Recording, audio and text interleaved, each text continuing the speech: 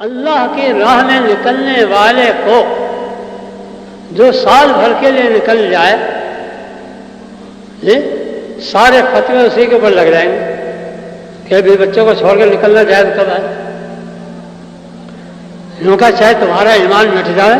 اور تمہارے بھی بچے چاہے ایمان پہ نہ رہے، اچھے وہ نماز پڑھیں، نہ روزہ رکھیں، نہ زکوٰۃ دیں، لیکن ان کا کھانا پینا تو اتنا فرض ہے تمہارے اوپر کہ تم ان کے ایمان کو نہ دیکھو، ان کے کھانے پینے میں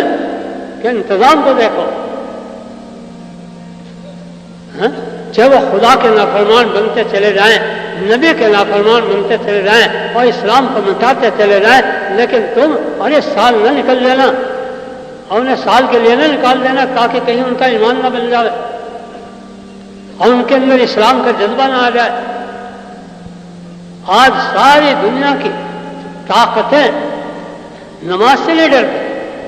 نماز تو عیسائی کہے گا میرے گھر میں آ کے پڑھ لے، اور پڑھتے ہیں، گرجوں میں پڑھا دی انہوں نے اپنے. یہودی کہے گا میرے یہاں آ کر کے پڑھ لے، ہندو کہے گا میری دکان پہ آ کر کے پڑھ لے، اور یہاں آ گیا. وہ تو حضور کے زمانے میں حضرت ابوبکر صدیق کو کافر نے کہہ دیا تھا تو نماز پڑھا میرے عمل میں ہے.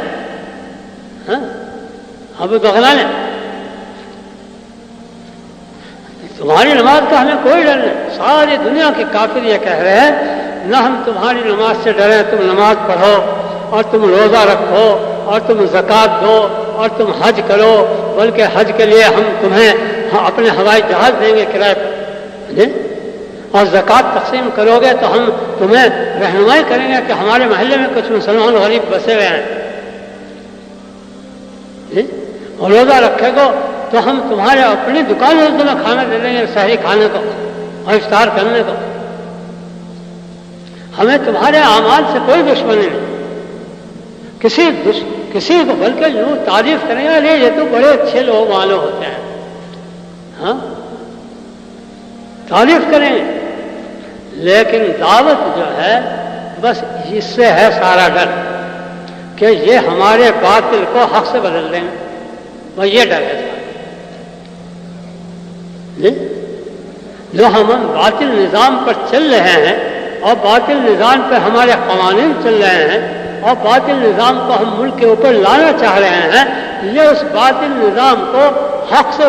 ٹکرا دیں گے، اور حق جب